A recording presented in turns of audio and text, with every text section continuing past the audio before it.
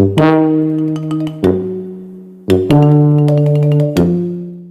apa kabar Ana? Kabar baik, bagaimana denganmu? Alhamdulillah baik juga. Aku tertarik nih untuk mempelajari lebih lanjut tentang gadai syariah.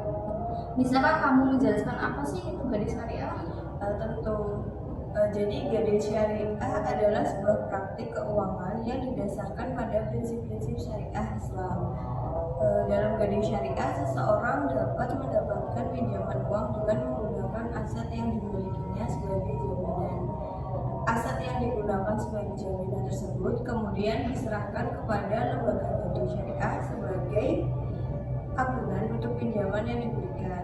Jika peminjam tidak dapat membayar kembali pinjamannya sesuai dengan kesepakatan, maka lembaga gadai syariah memiliki hak untuk menjual atau memanfaatkan aset tersebut untuk mendapatkan kembali dana yang dipinjamkan.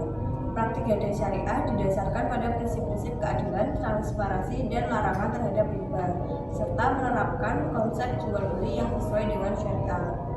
Oh, jadi seperti itu ya pengertiannya. Wah, wawasan saya tentang gadai syariah makin bertambah nih.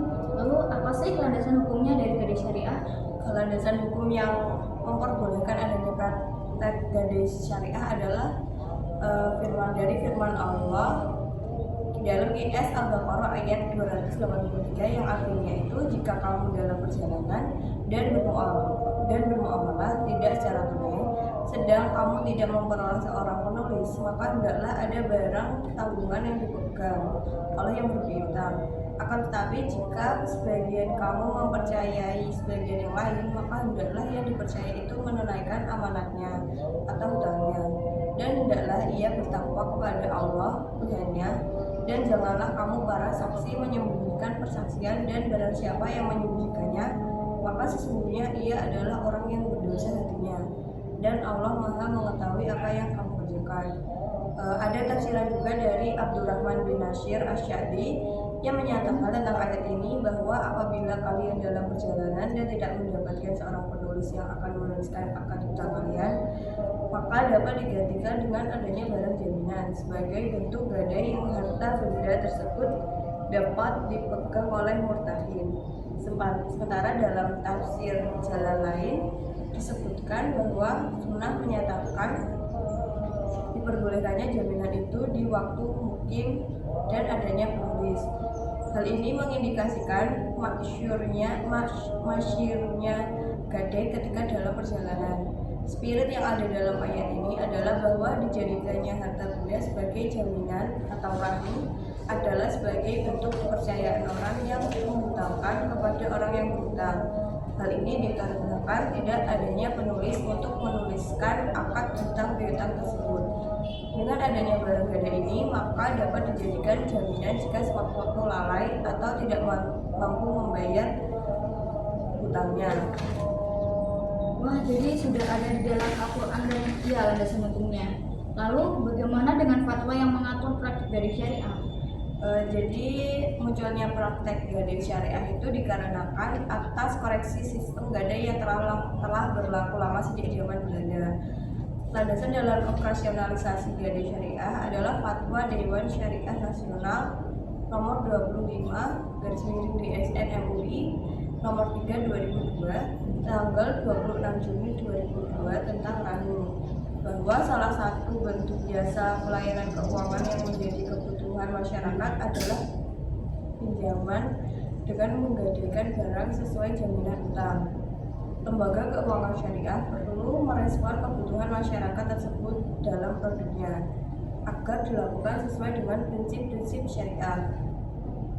Dewan Syariah Nasional memandang perlu menetapkan fatwa untuk dijadikan pedoman tentang rahim, yaitu menahan barang sebagai jaminan atas utang. Fatwa nomor 26 DSN MUI nomor 3 2002 tentang rahim emas, bahwa salah satu bentuk jasa pelayanan yang menjadi kebutuhan masyarakat adalah rahan, yaitu menahan barang sebagai jaminan atas utang. Masyarakat pada umumnya telah lazim menjadikan rahan sebagai barang berharga yang disimpan dan menjadikan objek rahan sebagai jaminan utang untuk mendapatkan pinjaman uang. Masyarakat pada umumnya telah lazim menjadikan emas sebagai barang berharga yang disimpan dan menjadi objek rahan sebagai jaminan utang untuk mendapatkan pinjaman uang.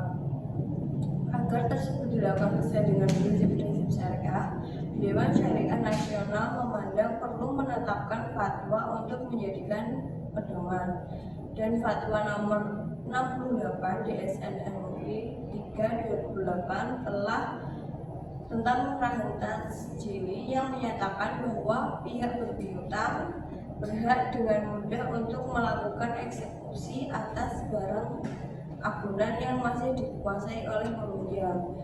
Jika terjadi malprestasi, agar tersebut dilakukan sesuai dengan prinsip-prinsip syariah. Dewan Syariah Nasional memandang perlu menetapkan fatwa untuk dijadikan pedoman, menyatakan bahwa pinjaman dengan menggadaikan barang sebagai jaminan utang dalam bentuk rahan diperbolehkan dengan ketentuan sebagai berikut. Yang pertama itu murtahin, penerima barang mempunyai hak untuk menahan marhun atau barang sampai semua utang rahin yang menyerahkan barang itu sudah dilunasi. Yang kedua itu marhun dan manfaatnya tetap menjadi milik rahin. Pada prinsipnya marhun tidak boleh dimanfaatkan oleh murtahin kecuali seizin rahin, dengan tidak mengurangi nilai marhun, dan pemanfaatnya itu sekedar mengganti biaya pemeliharaan perawatannya. Yang ketiga itu pemeliharaan dan penyimpanan marhun pada dasarnya menjadi kewajiban rahin, namun dapat dilakukan juga oleh murtahin. Sedangkan biaya pemeliharaan penyimpanan tetap menjadi kewajiban rahin. Yang keempat itu besar biaya administrasi dan penyimpanan marhun tidak boleh ditentukan berdasarkan jumlah pinjaman. Yang kelima, penjualan marhun. Apabila jatuh tempo, murtahin harus memperingatkan rahin untuk segera melunasi hutangnya. Kemudian apabila rahin tetap tidak melunasi hutangnya, maka marhun dijual paksa atau dieksekusi. Kemudian hasil penjualan marhun digunakan untuk melunasi hutang, biaya pemeliharaan dan penyimpanan yang belum dibayar serta biaya penjualan. Yang terakhir, kelebihan hasil penjualan menjadi milik rahin dan kekurangannya menjadi kewajiban rahin. Lalu bagaimana landasan hukum dan fatwa yang dapat mempengaruhi praktek lembaga syariah? Dari syariah itu didasarkan pada prinsip-prinsip Islam yang mencakup Al-Quran, hadis, ijtihad, dan ijma. Prinsip-prinsip ini kemudian dijabarkan dalam fatwa-fatwa yang dikeluarkan oleh lembaga otoritas syariah. Oke, baiklah. Jadi prinsip-prinsip Islam seperti apa yang terlibat dalam praktek dari syariah ini? Salah satu prinsip utamanya itu adalah larangan terhadap riba atau bunga. Ini berarti bahwa dalam garis syariah tidak diperbolehkan untuk mengenakan bunga atau riba dalam bentuk apapun. Selain itu, prinsip-prinsip keadilan, transparansi, dan kejujuran juga sangat ditekankan dalam setiap transaksinya. Oke, lantas bagaimana sih peran fatwa dalam mengatur praktek dalam garis syariah ini? Fatwa merupakan panduan hukum yang dikeluarkan oleh ulama atau lembaga otoritas syariah untuk menjawab pertanyaan hukum yang muncul dalam masyarakat. Dalam konteks garis syariah, fatwa membantu memberikan pedoman tentang bagaimana praktik garis tersebut harus dilakukan sesuai prinsip-prinsip syariah. Apakah badan otoritas syariah yang mengeluarkan fatwa tentang garis syariah?